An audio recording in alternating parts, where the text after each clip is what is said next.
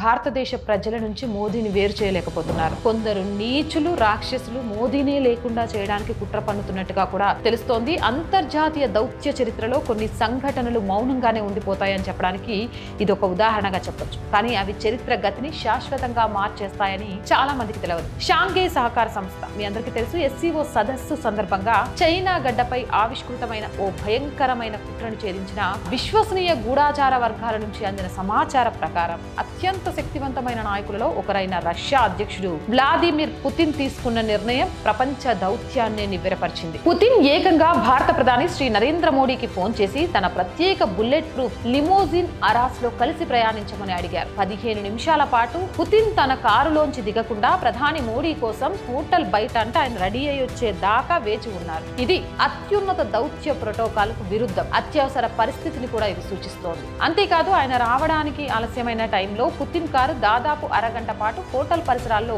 రహస్యంగా చక్కర్లు కూడా కొట్టిందట.